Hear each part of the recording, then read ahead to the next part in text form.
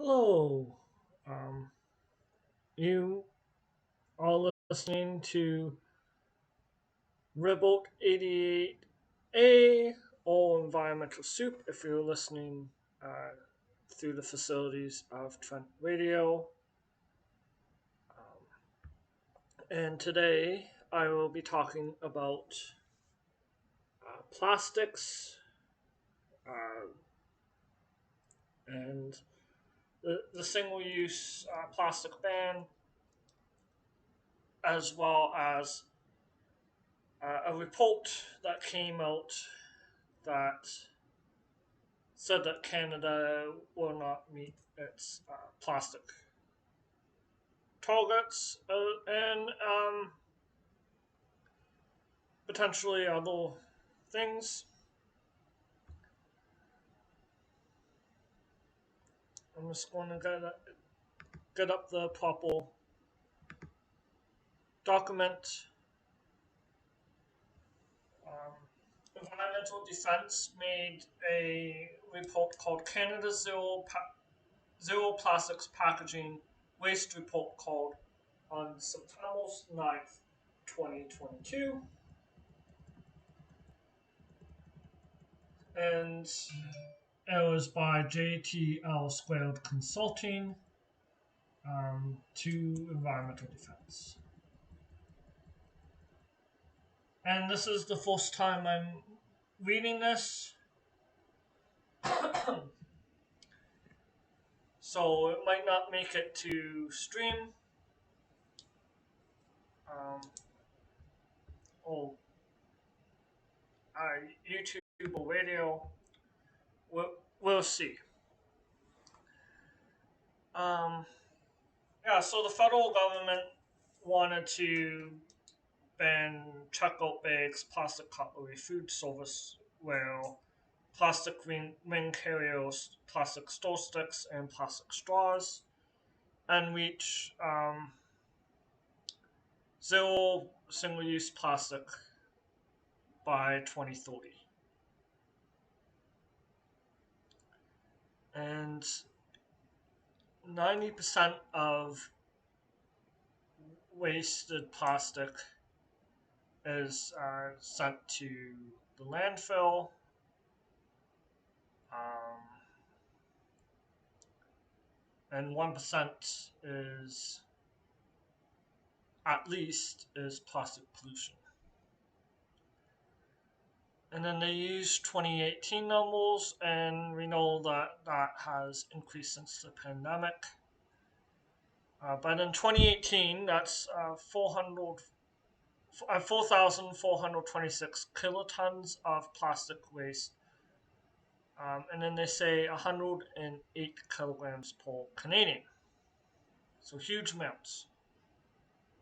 Um, and then they're saying plastic packaging,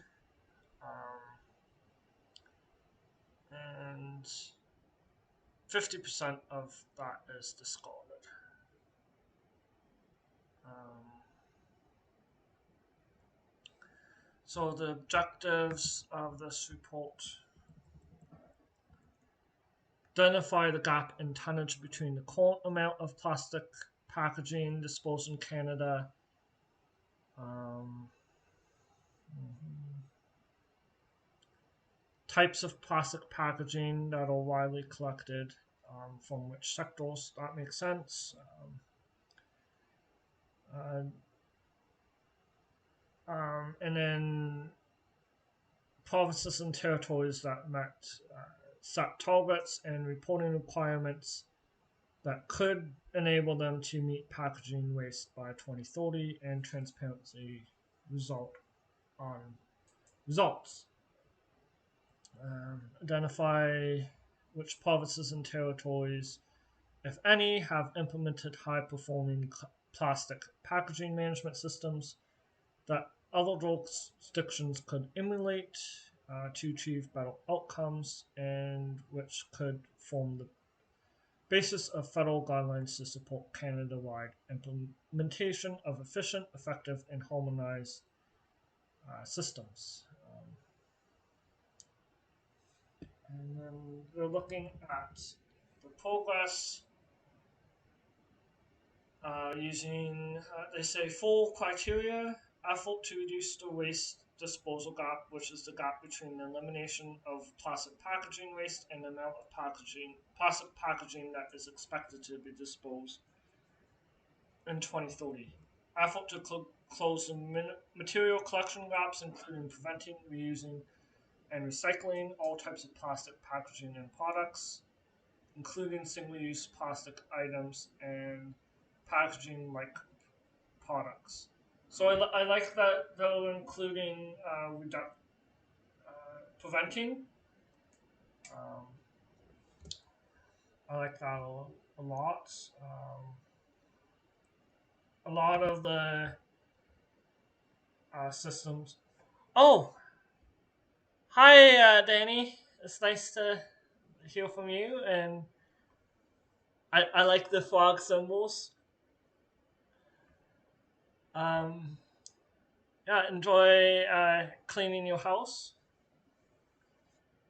Yeah, so yeah, where was I?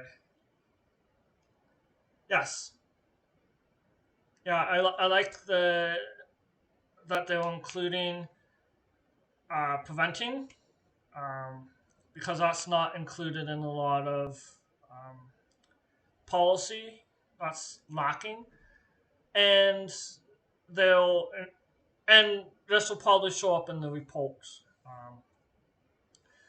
And I know that Ontario doesn't have a deposit return system for beverage containers other than alcohol, and we know that that program has been a success where it's been implemented, and it can be demonstrated um, quite easily.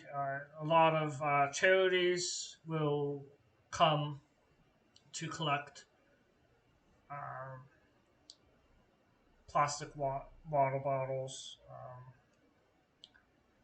And then, yeah, I still see, uh, like, I know that, like, restaurant, like, in 2018, 2019, I saw, like, a lot of restaurants get rid of straws, um, plastic straws, but then bring back single use items. Um, so that's kind of a sneaky way of uh, greenwashing. Um, and yeah, I think this report will probably only look at plastics and not like compostable paper alternatives. But we'll see. I know that there's still issues with that, and I recognize that some items do require all required. So there has to be for people with disabilities. So there should be some um, nuance to this, and there has been like a detailed health study on the 6 items. I think it was six, 1, 2, 3, 4, 5, 6, 6 items I mentioned from before. So yeah, I'll go down, see what else is on this. Effort to set targets and measure progress on preventing, reusing, and recycling all types of packaging and products, including single-use plastic items and I think I read that previously. So that's the third thing that they're looking at, and efforts by Canadian provinces and territories to implement effective plastic packaging and product management system. So the question is, are we on track to 2030? So the first criteria, effort to reduce the waste disposal gap. And this is the question that you might be interested in. The gap between the amount of plastic packaging that is currently disposed and the federal government's aim to eliminate packaging waste by 2030 was calculated based on two scenarios in Table 4. The status quo, i.e. the amount of plastic packaging that will be disposed of Canada in 2030 based on current practices, and the best case scenario gap. And the amount of plastic packaging that will be disposed in 2030 if all the provinces and territories were to level up. Sounds like a game. And to achieve the most ambitious regulated reuse and recycling targets set for plastic packaging. But yeah, I recognize, I know that this is like a serious topic. But yeah.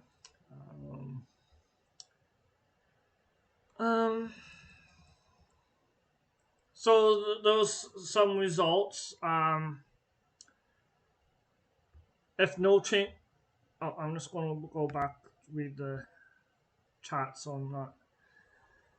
If no changes or improvements are made, Canada will miss its goal to eliminate packaging waste by 2030 by is that 2,092,994 megatons.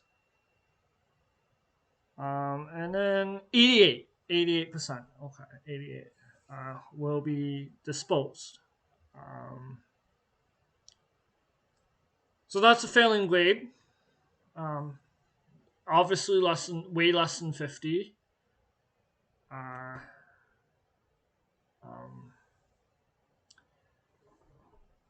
So that's disappointing. And I know like Ontario, like some of the provinces have made changes, and then it says. Even if all of Canada's provinces and territories were to level up to the most ambitious waste management systems in Canada, and even if we generally assume that the targets for higher or rigid plastics were to be achieved for all plastics, including flexibles, Canada will miss its target by this time 933,489. So in this time, 39% of packaging will continue to be disposed in landfill, incinerated, or discarded as pollution. Incineration might be a good topic to cover later on, dive deeper into. That's a topic that's talked about in the city of Peterborough, Nodawong.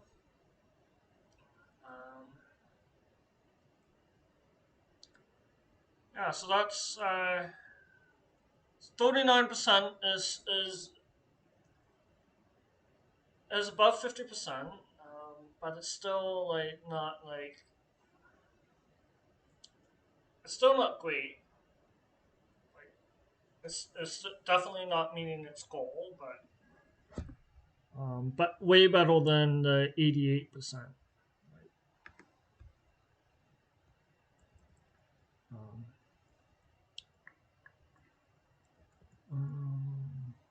Okay, so the stream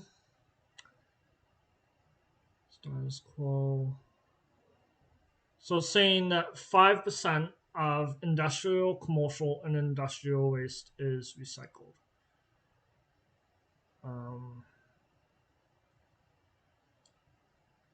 Yeah, I went to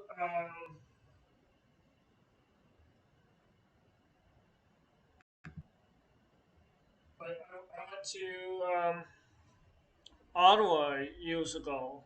This was prior to the pandemic, um, and I went to the Parliament building,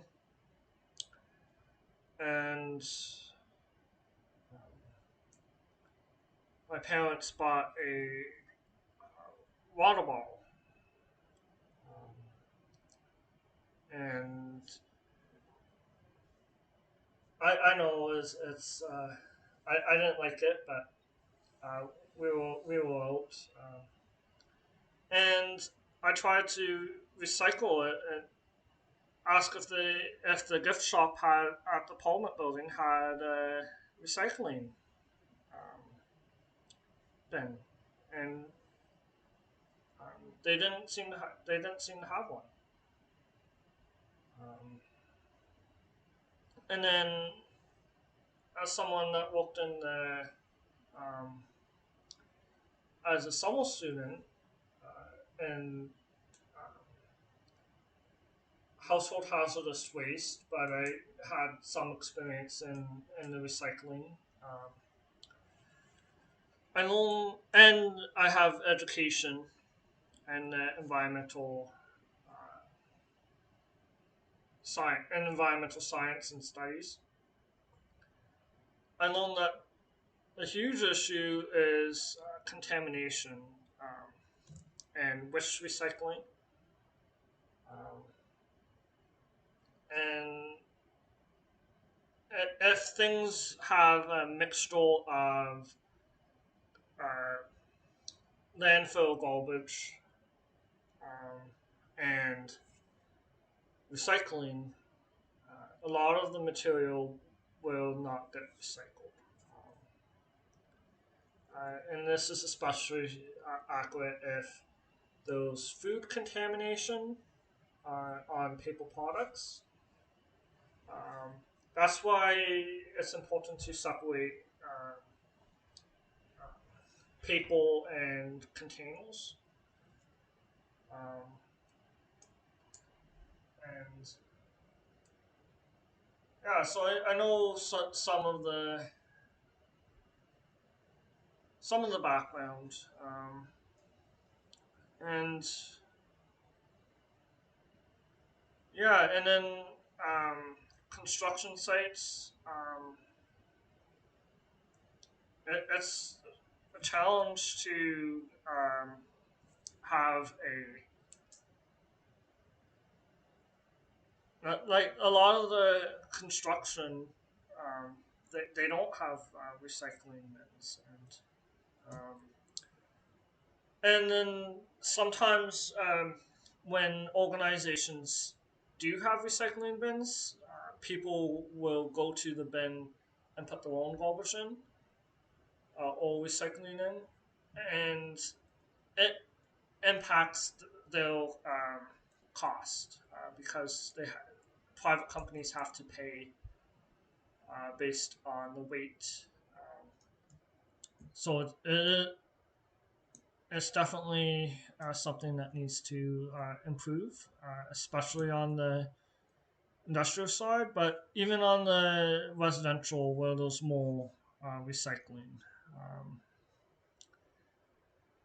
and yeah, labels need to be more clear and accurate, um, easier to understand,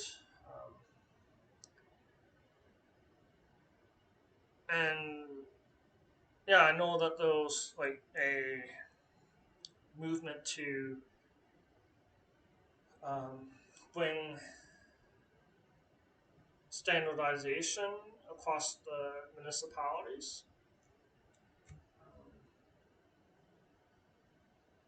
Yeah, each municipality is different, um, which does confuse people as well. So I'll go to the next page. Beverage containers is coded by stream. Oh, is this the same? Oh, this is different. Um, So beverage containers, only 3% of beverage containers are discarded. Um, but only 63% of beverage containers are recycled. Um, Again, like a deposit return system would dramatically increase the recycling of beverage containers and reduce the amount going to landfills. Um, and then best case scenario is 80%, um, and best case recycled is 63 thousand 287 megatons. Um, if nothing changes, it's saying that 88% of packaging will continue to be landfilled, incinerated, or end up as plastic pollution. So you said that. So the conclusion is fair. Canada cannot eliminate plastic packaging waste by 2030 without substantial new action by all levels of government to significantly increase the prevention, reuse, and recycling of plastic packaging. Um, I know that there was a new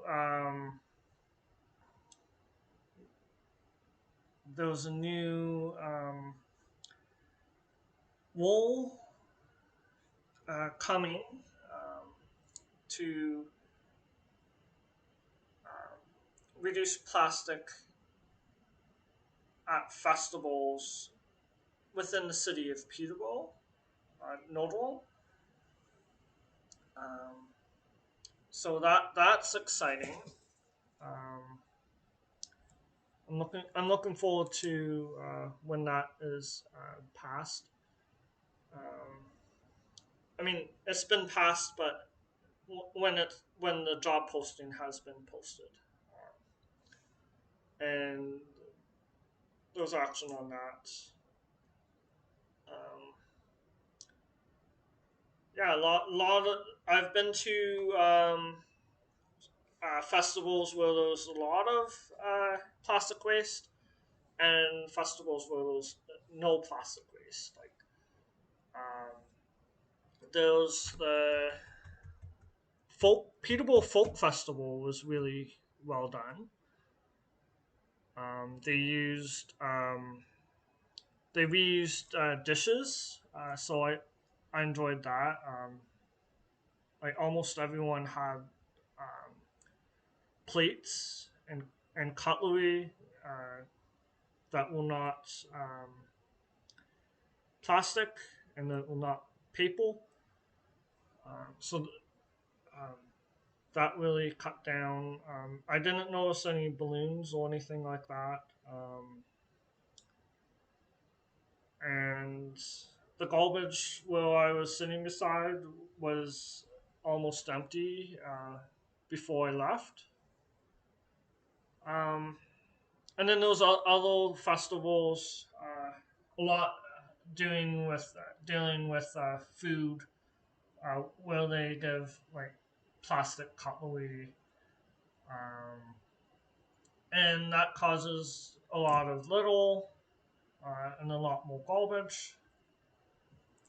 Um, so there is action coming specifically in Peterborough that you will hear more about uh, in the next term of council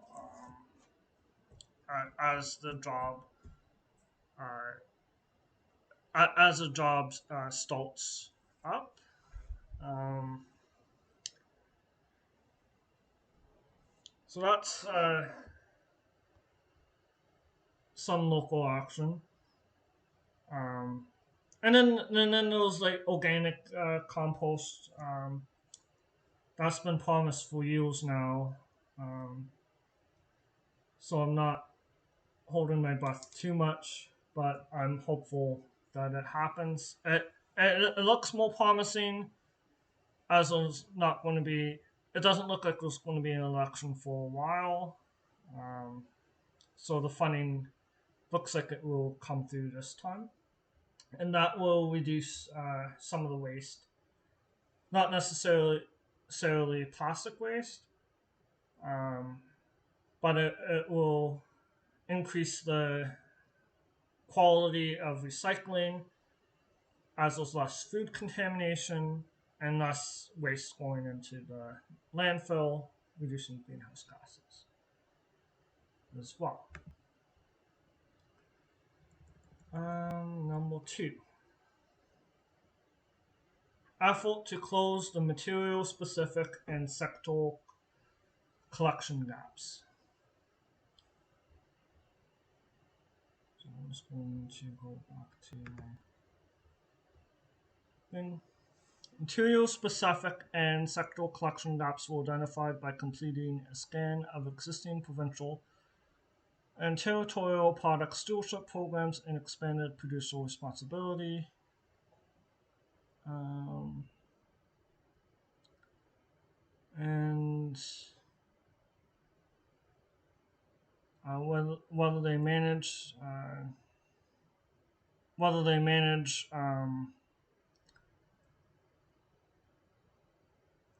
residential sectors. This includes a scan of whether these problematic plastics will be an issue in the future after Canada's single-use distribution bans come into effect.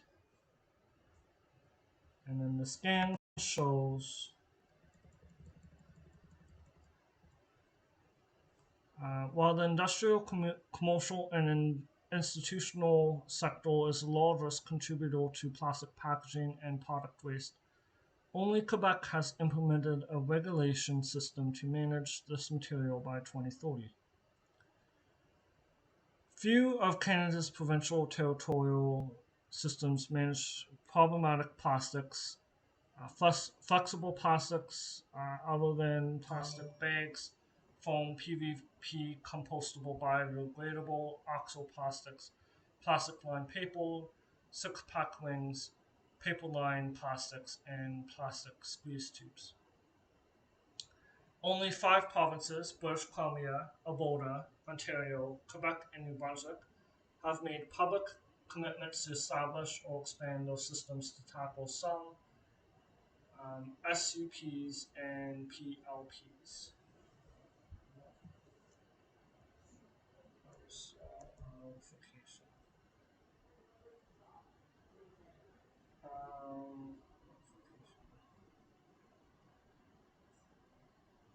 Um, so, conclusion. There needs to be drastic improvement. Canada cannot eliminate plastic packaging waste by 2030 without substantial new action by Canada's provinces, territories, and the federal government to prevent and or better manage plastics that are problematic to collect and or reuse or recycle. And reuse or recycle. Um, Efforts to set targets and report on progress. So this is critical. Oh, so I'm probably on. So probably just. Um, I probably won't read the entire thing because it's 73 pages. I thought it was. I thought it was smaller than that, but I'll read the highlights. Um,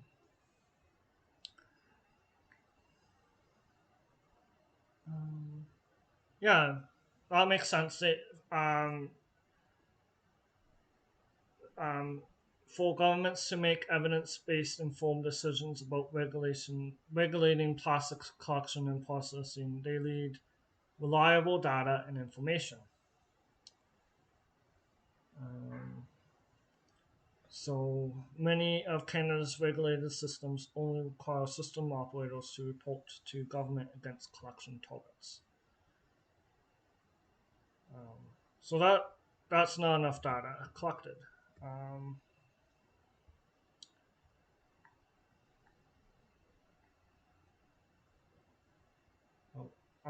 Information and data on the collection provides little information about how much plastic ultimately exits a sorting facility um, or a reprocessing facility and is ultimately recycled into new products and packaging and returned to the circular economy. Um, Policymakers require data on where losses are occurring in the system to understand where they can apply levels. Um, Example laws, incentive systems, or preventative measures. Um,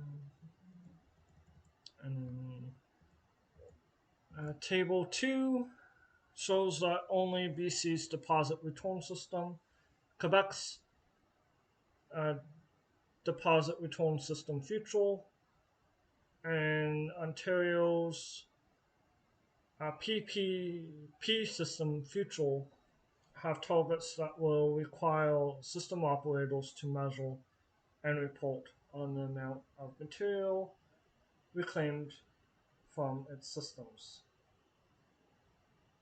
Quebec is the only jurisdiction to propose packaging to package recycling targets that will require the system operator to measure and report on the amount of materials that exits a reprocessor and is ultimately used for the manufacture of new similar goods in the circular economy.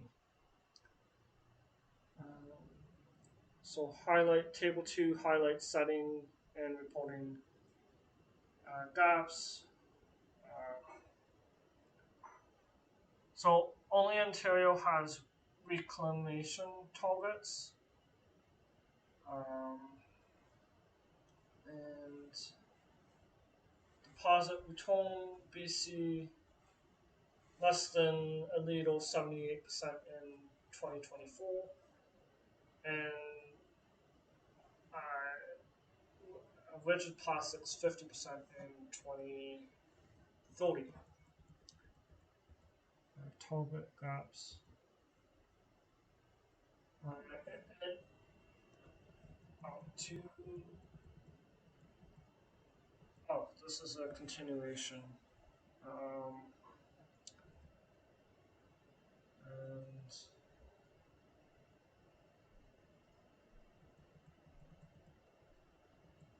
so the conclusion of this is that Canada cannot eliminate plastic packaging waste by 2030 without substantial new action by Canada's provinces and territories and the federal government to set measurable targets and require reporting at all points along material management system. 4.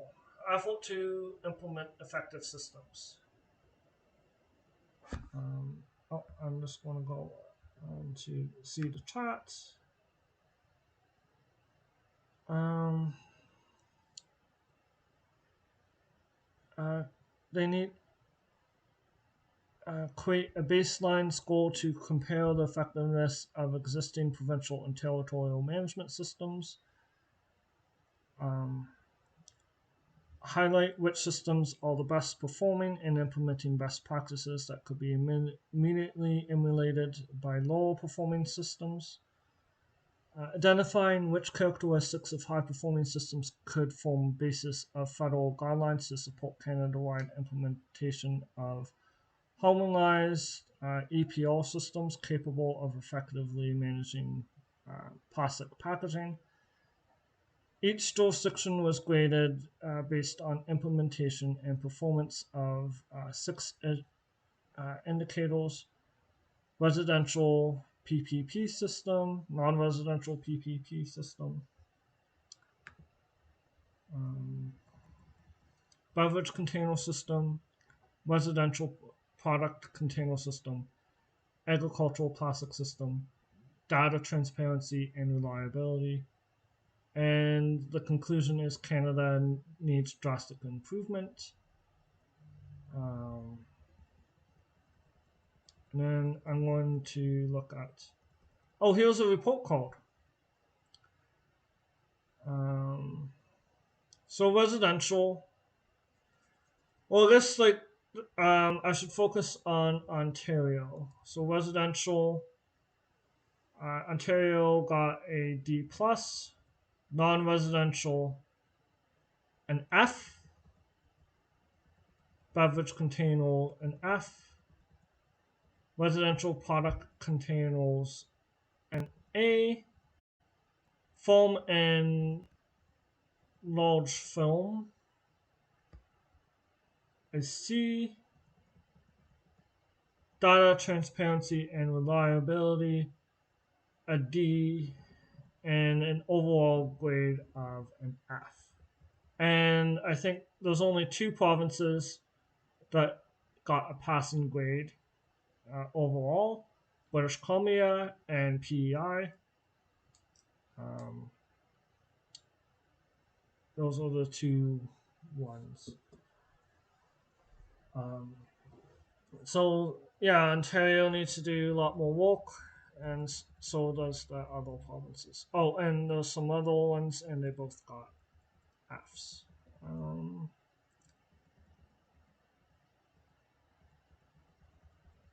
I'm just looking for any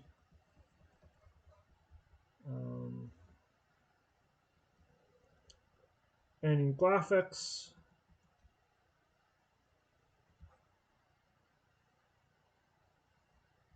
And then yeah, this will just go more in depth. There's some definitions.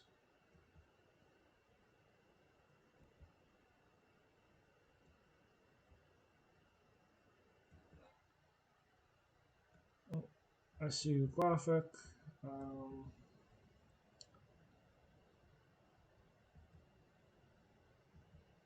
Plastics discarded as waste in Canada. Half of it is packaging. Um, I wish that there was like percent. Oh, here it is. 50% packaging, 18%.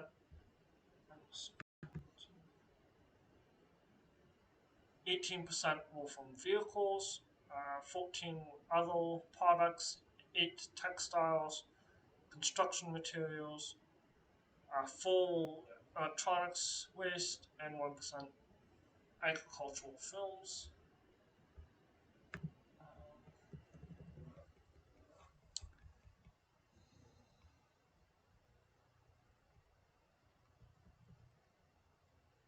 Um,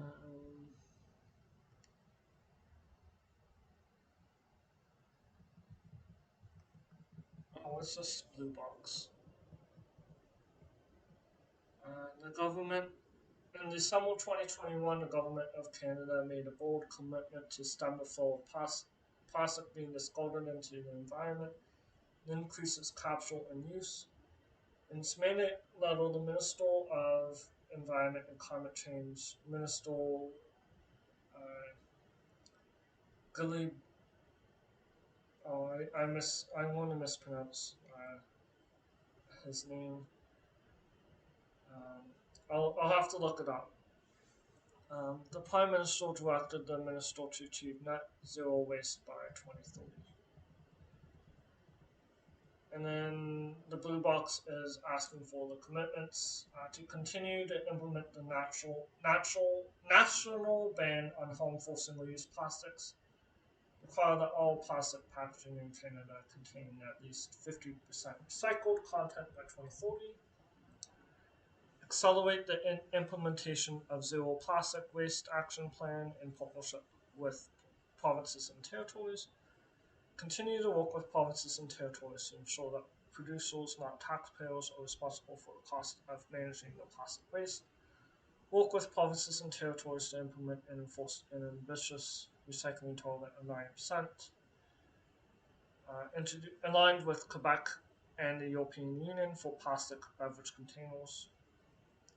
introduced labeling rules that prohibit the use of the tracing arrow symbols unless 80% of Canada's recycling facilities accept and have reliable end markets for those products.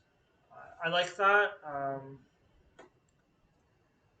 Yeah, a lot of the plastic, if you see a recycling symbol, people automatically think it's recyclable, um, but it's not. Support provincial and territorial producer responsibility efforts by establishing a federal public registry and requiring producers to report annually on plastics in the Canadian economy. Um, Work with the Minister of Innovation, Science and Industry on the creation of new infrastructure and innovation fund that will scale up and commercialize made in Canada technologies and solutions for reuse of recycling and plastic. Build on Ocean's Plastic Charter by working with leading countries on the development of global agreement. Um, so,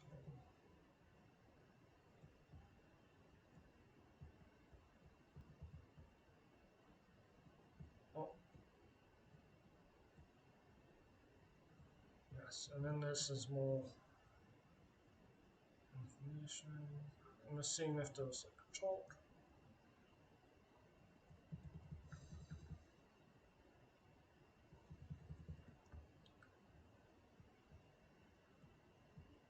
Oh yeah, so it's more detail of the same, some of the same stuff. Um,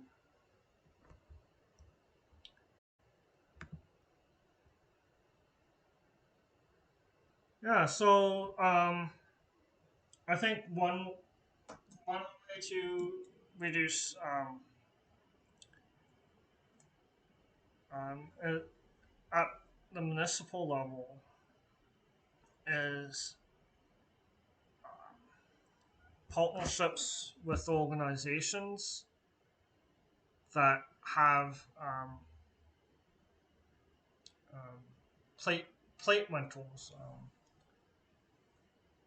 Ontario Public Interest Research Group, um, Peterborough, has a system in place. For disclosure, I am a board member, um, but I think those other organizations, One City, um, and that have some programs on reusing, Habitat for Humanity. The public library has. Um, I was at the climate fair the other day, and they have item items available that you can um, sign out of the library. Um, and it's more than just books now. They have frisbee disc sets, so that's cool. Watt noodles. Um, Habitat for Humanity has tools available that you can rent. Um, so all these things help. Um, and yeah, I know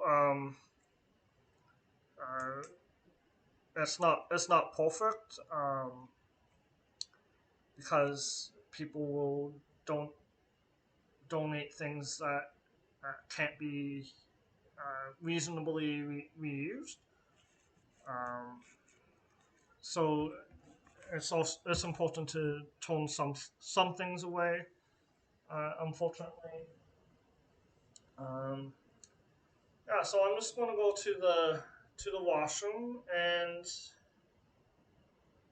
I'm thinking about looking at Peterborough Connect, what's on the agenda on City Council for tomorrow.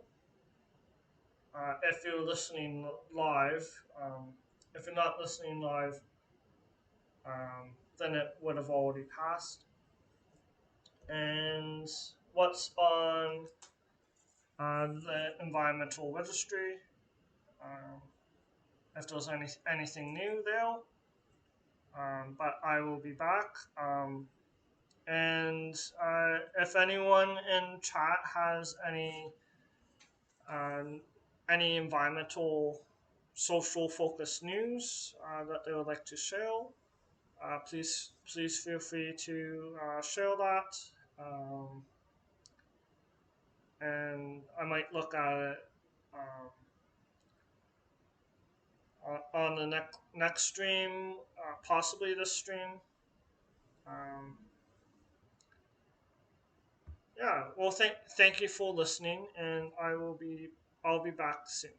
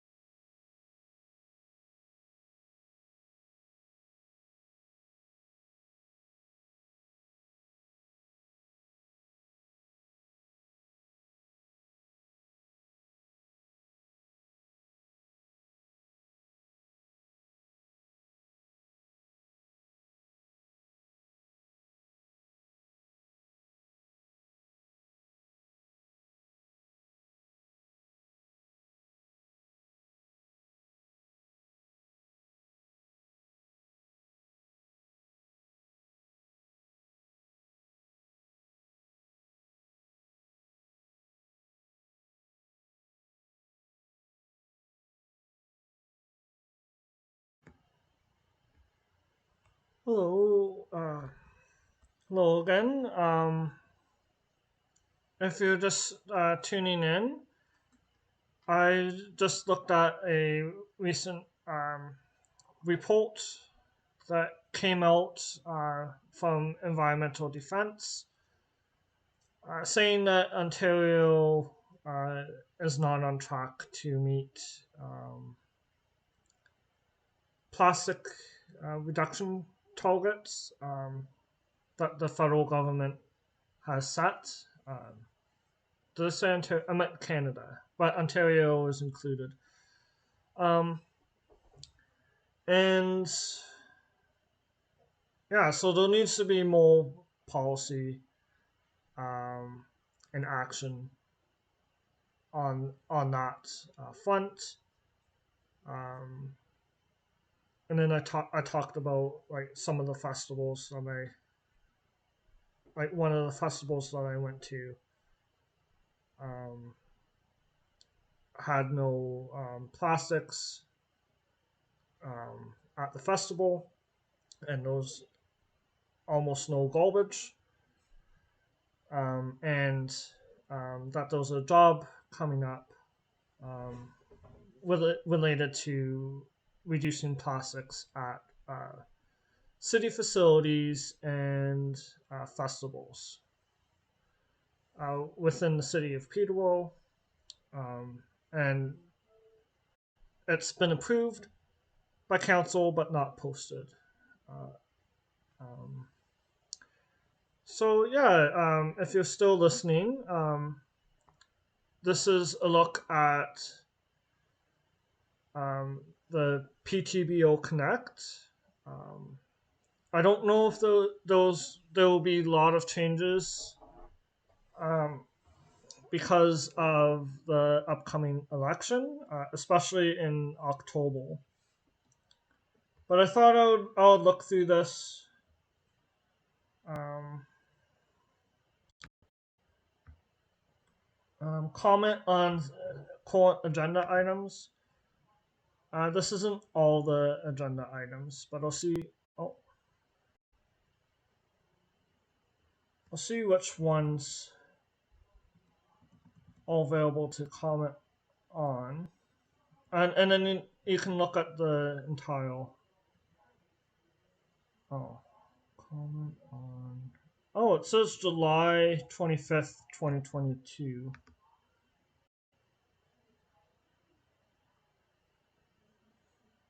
So did they not update it?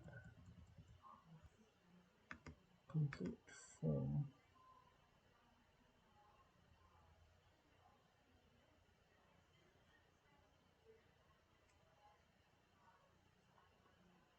Oh.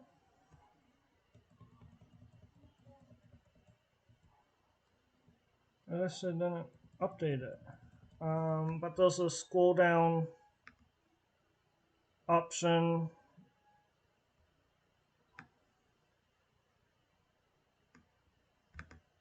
Oh, so yeah, I guess you have to do it the old-fashioned way now, by going to the website. Um, well, that's disappointing.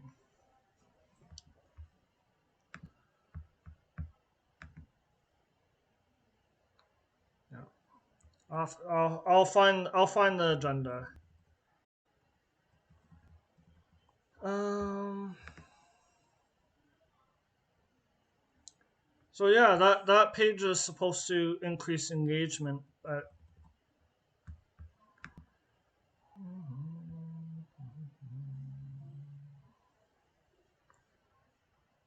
Ashburnham Drive realignment and McFarland Street Bridge Municipal Class Environmental Assessment.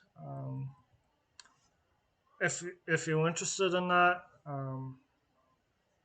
you can comment on that. Climate change and sustainability. I think that's a permanent item. I like seeing that. The 2023 budget. Is that for now or Oh, that was back in April. So I don't think this is. And the budget's always a year in advance. Very long, um, long items. It would definitely require a few streams to go through that, as well as reading ahead of time. But yeah, I know that there's a lot of money spent on police and uh, policing and yeah, there's problems associated with that. Snow storage facility, airport master plan. Um, those are some interesting.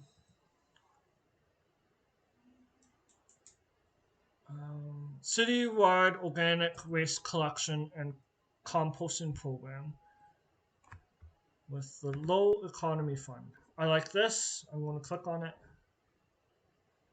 I have to sign in. I'm not going to sign in. Join the stream.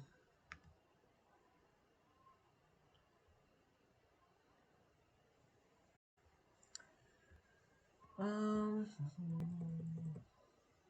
but I'll look at that afterwards, see if it's still going on.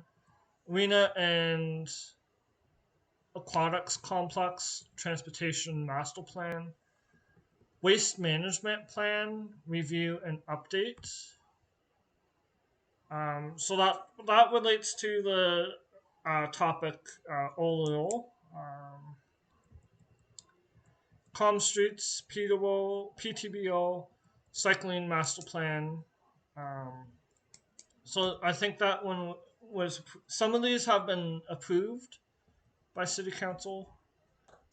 East Side Transportation Study, Community Wellbeing and Community Safety and Wellbeing Plan, All Watershed, All Blueprint, Accessibility Plan. I believe that just wrapped up. Harper Creek Subwatershed Study, Television Road Replacement, Social Procurement, Downtown Heritage Conservation District, and you can register to get more details. So it's connectptbo.ca, a useful site,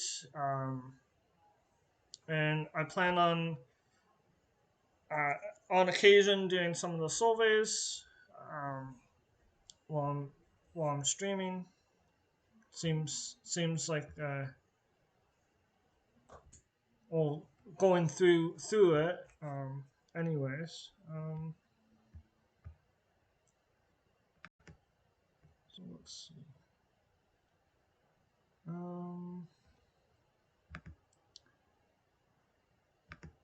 So I'll go to the google.ca.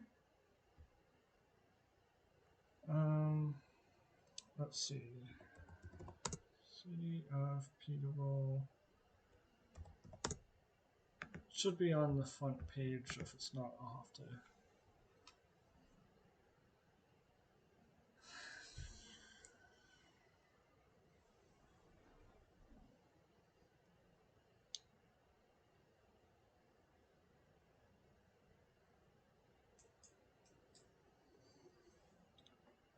Oh, that's just loading.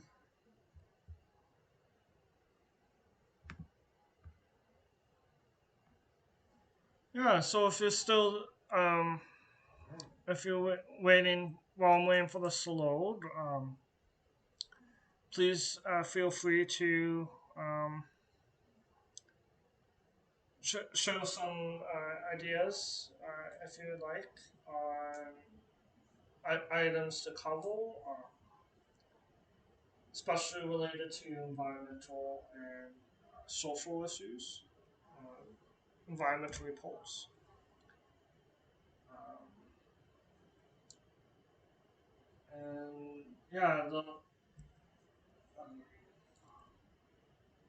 well, yeah, I guess I can like briefly introduce this topic. So I like if I want to talk about this oval on through the facilities of Trent Radio, I have to be careful about how I frame it. Um, but there was a discussion over Twiddle that I hold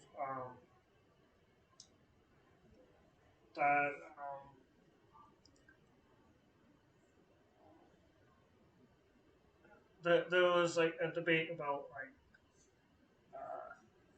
housing and helping unhoused uh, versus environmentalism. So I might go into that aspect. It is um, what do you call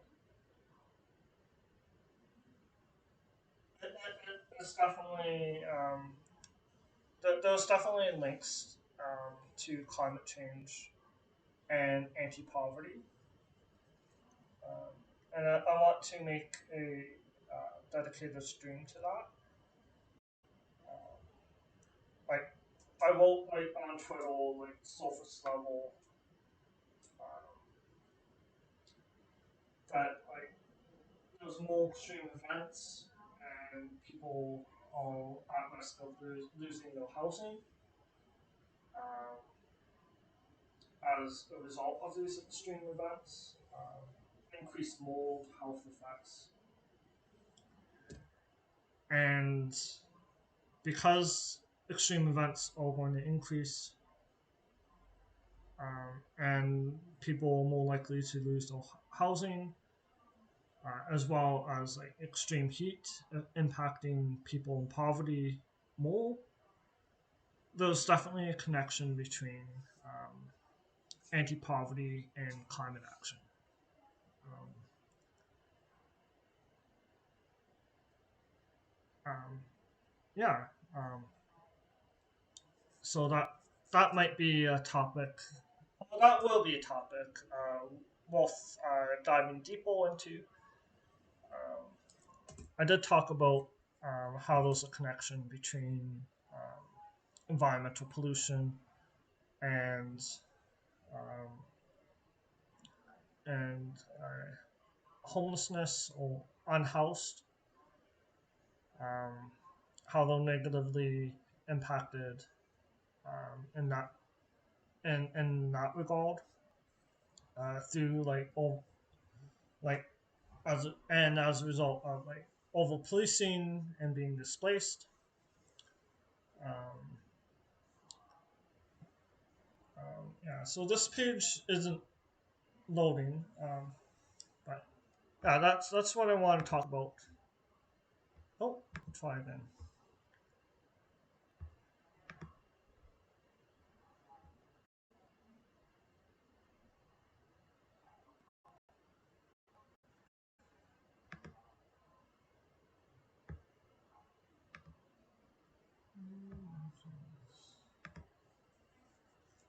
What was I going to mention?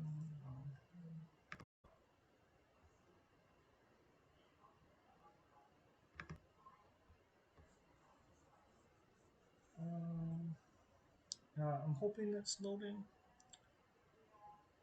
this time. Oh, it looks like it's loading. Okay, good.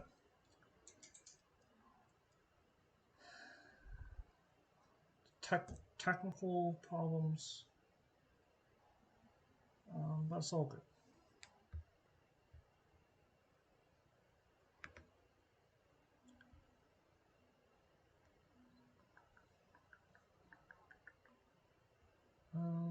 Yeah, I don't know if I have any videos to explore today. Um, oh. Yeah, maybe I'll just try a different website. It is a city council meeting. That, like, if you're not watching this live, um, you're likely to not see it, and I only see one person watching this live. Um, but yeah, my goal is to cover what's happening in city council um, each week, uh, because they have general committees that get repeated. The same topics get repeated at city council. Um, but yeah, so that's my goal. If the page loads and things work out, and yeah, when I have when I figure out a good time that works for streaming throughout the week, I will stream what's happening on city council more often.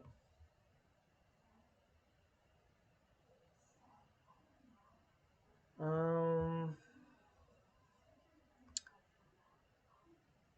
so yeah, let's see. Let's look at the environmental registry.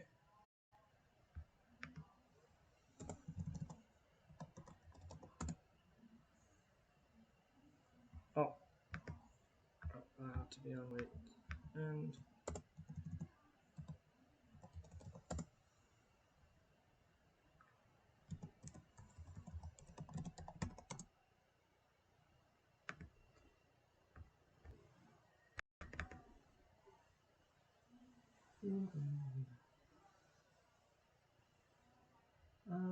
so the search the registry.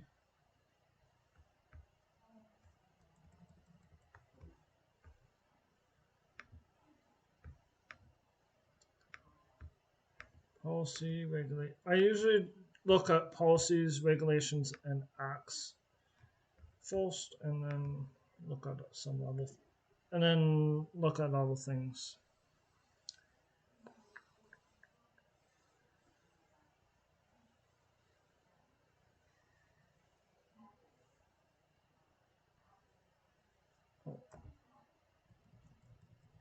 So those new assessment work policies, work types, cost, and allocations. And they want, and it's from the Ministry of Mines, and it has number 01960053, and you can comment on that until November 6, 2022.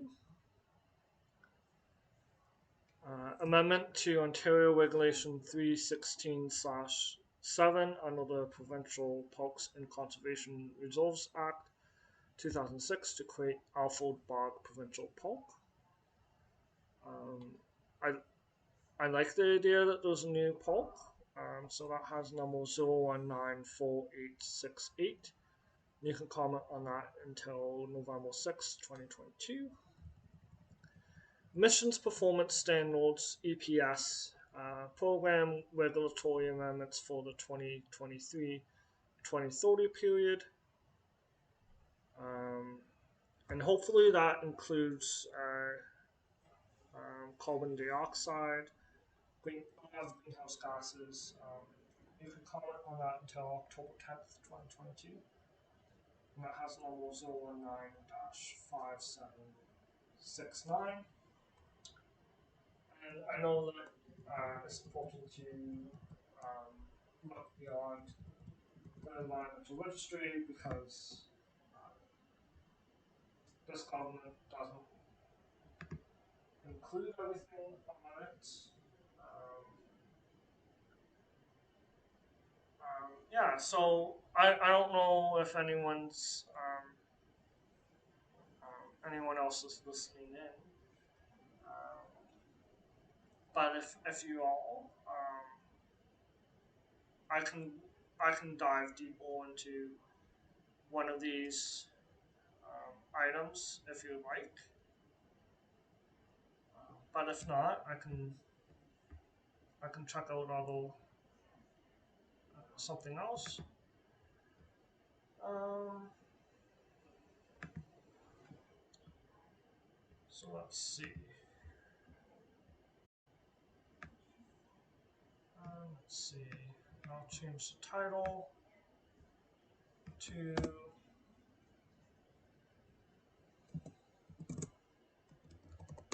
look at environmental news.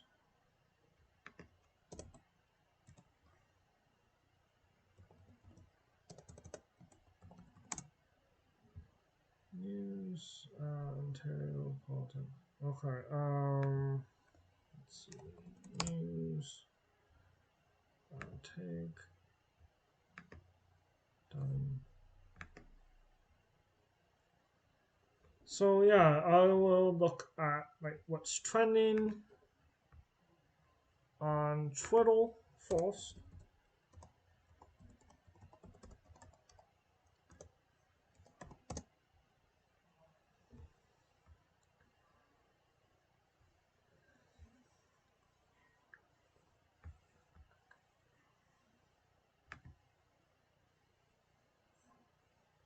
Oh, it's just loading.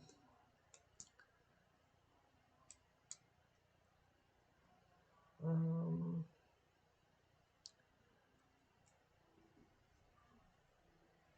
yeah, I find that like if something's trending on Twitter, it's important to match what's happening. Um, or like to talk about it because you get, I hold that you get picked up more if you have the right hashtags.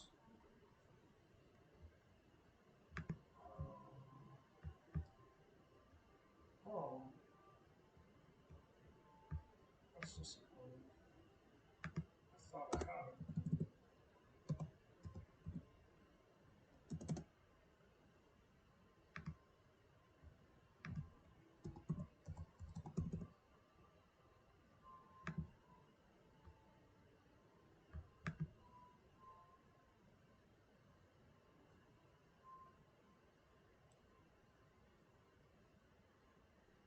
Oh, there I am.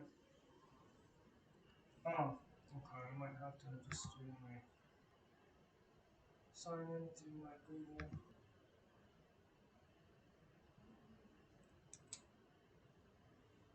This is the one that I use for environmental soup.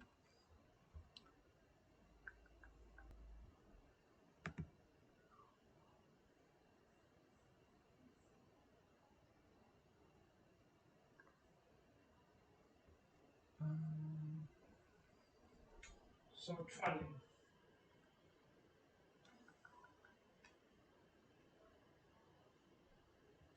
And then yeah, I'll check my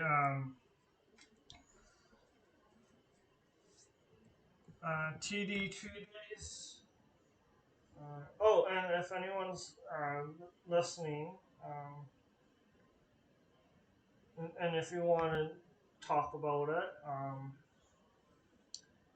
any of these issues, please let me know, and I'll check my my main Twitter to see if there's anything. TD Trees Days. Um, there's a lot of people that say that that's greenwashing due to the involvement in the fossil fuels.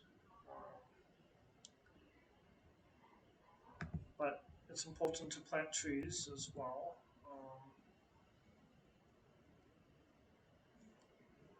it's also important to be critical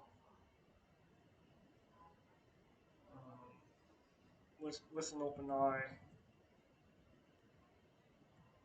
Um, Football, Bills, Iran, Atlantic Canada.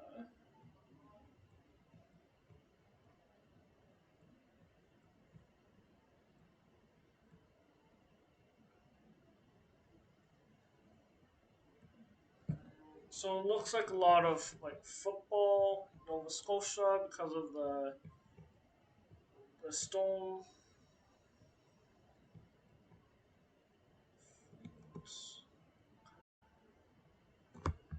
Uh,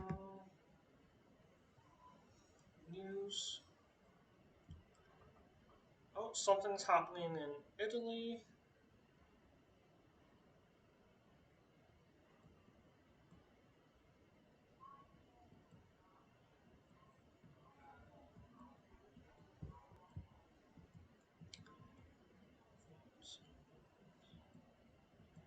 Oh, foreign students face wave of rental ripoffs as landlords illegally demand up to 6 months rent up front. But, yeah, so that's not good.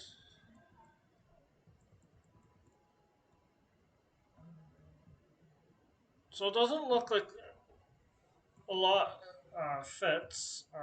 But if you happen to see anything, um,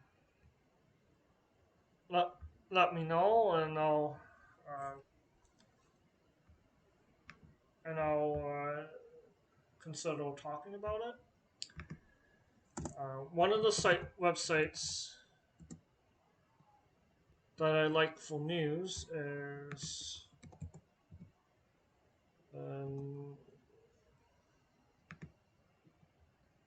the Norwell News.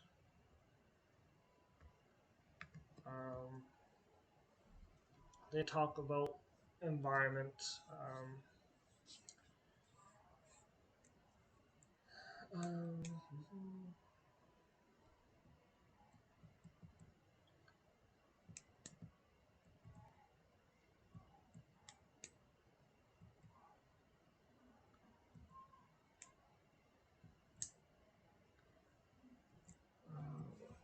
the 1U of the Ontario Norwell's Ontario Bureau. That's good. So I did talk about the how climate crisis will make road and transit. I did talk about um, this issue, um, the the climate, how infrastructure will be more expensive due to climate change.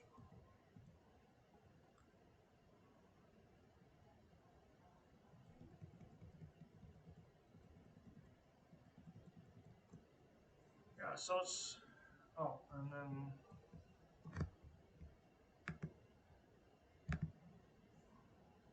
I can go into there's a separate site for the news.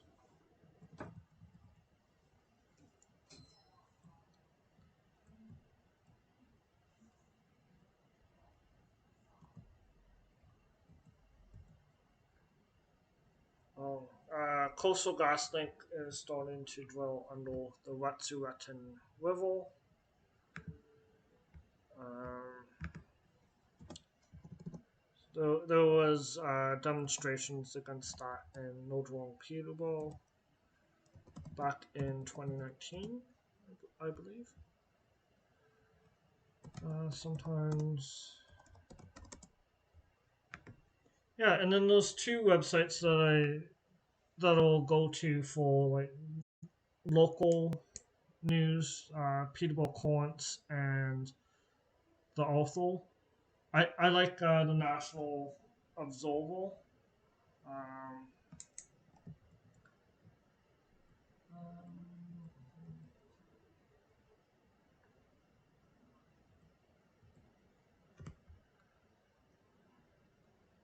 small of Toronto.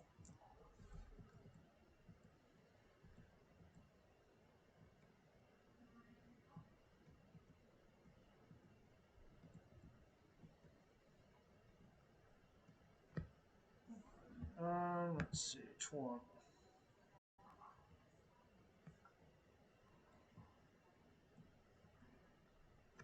Oh yes, I was at this event. Okay, so this article is Toronto climate strikers of all ages call on governments, corporations to put people first. And this was organized by Eco Justice. Um, where is my page? Okay. Yeah, it was organized by Eco Justice, and um, yeah. Well, if it's the same, it might be a different event. Um, but those seven youth that are taking um, legal action against the government of Ontario. So I might not have been to this one. Oh, it's on Friday. They demanded immediate climate action as part of a global strike. There was action in Peterborough, Nodrong as well. Um, and then they wanted to put people first and make decisions not just based on profits.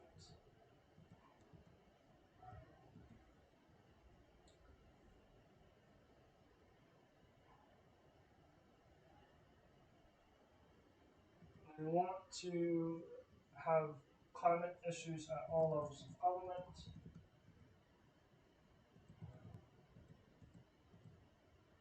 And then they listed demands calling on banks, corporations, academic institutions, investment funds, and all levels of government to meet binding greenhouse gas emissions reduction targets, prioritize indigenous sovereignty, autonomy and rights, divest from fossil fuels, accommodate and address people impacted by climate crisis.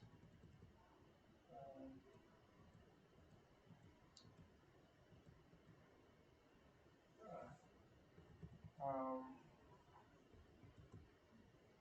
yeah, so I like that. So yeah, before I head off, um, I will look at some of the newspapers from Nodrong Peterborough. Nodrong being the indigenous name for the Peterborough area.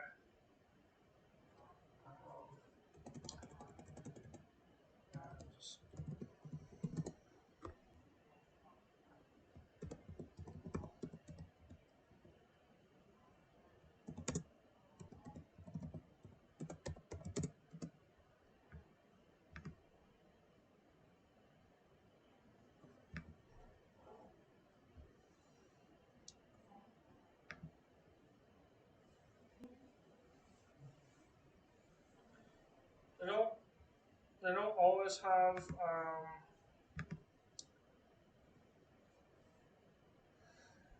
strictly environmental news, but they do have like this walking guide is nice.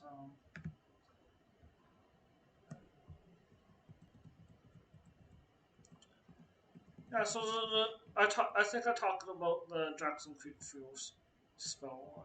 I might look into that again.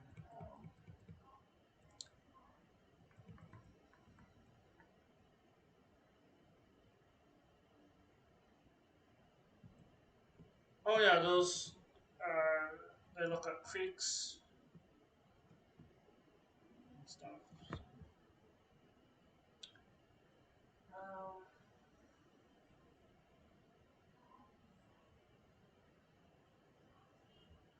oh yeah, so that's another call that I might look into. I might not cover it on this stream, It depends if they have what what's covered in the article. Sad introduction to the community, Fleming and Trent students showing up at youth shuttle.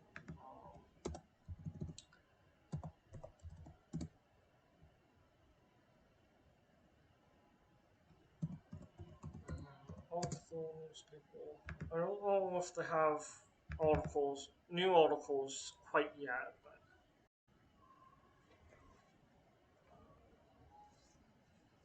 I haven't looked in. Okay, so there is some.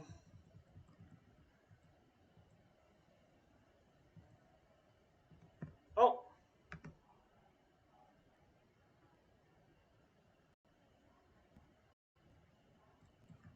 TCSA meeting deals with upcoming elections and transit issues on Sunday, 18th.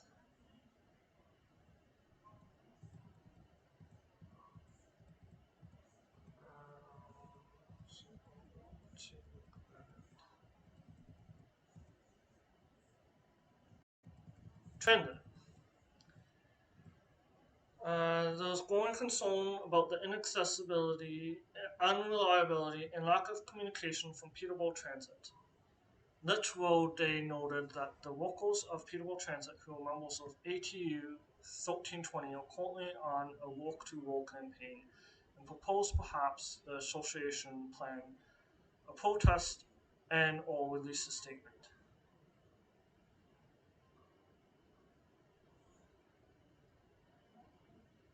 The audience and target of the for those reminded unclear until International Student Commissioner um, Wakaramorikai noted that they need to ensure that the TCSA are not blaming or victimizing the bus drivers and workers or tactically encouraging students to. Indeed, several board members noted that their discussions with frontline transit staff had suggested some drivers were experiencing undue blame for the system failings. Concern was expressed by several board members surrounding the idea of holding a protest downtown due to the ongoing freedom protests occurring in the area. The discussion was evidently ended by the chair, Robert Monaco, and the committee was struck, led by Lateral Day, to examine the association's next step. The remainder of the meeting was a closed session and only non-executive board members were invited to stay. Following the closed session, the meeting was adjourned just after 3 p.m.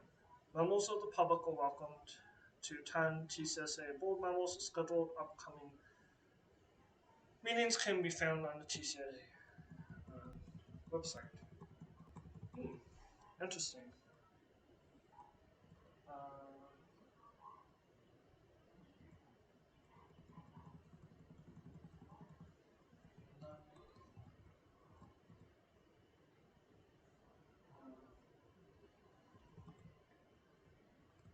hmm.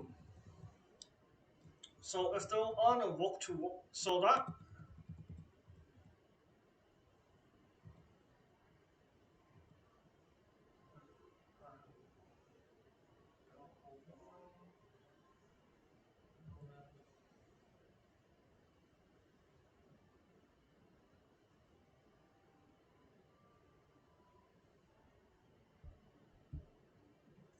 so there seems to be a going walk to wall. That's interesting. Hmm. That should be explored further. Sebastian.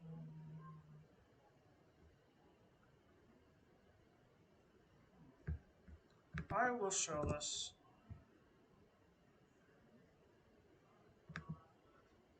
I will share this with one of my friends.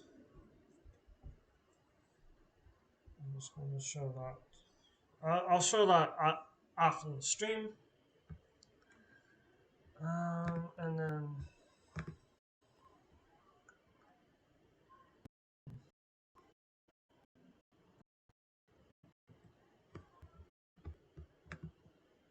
some of these are news.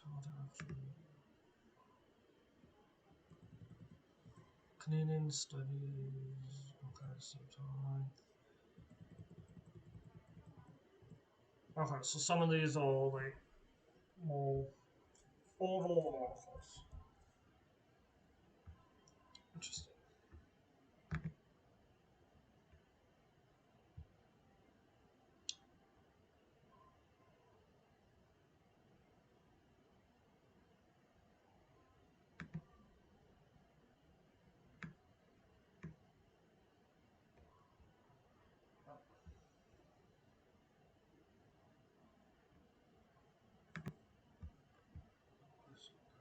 Okay.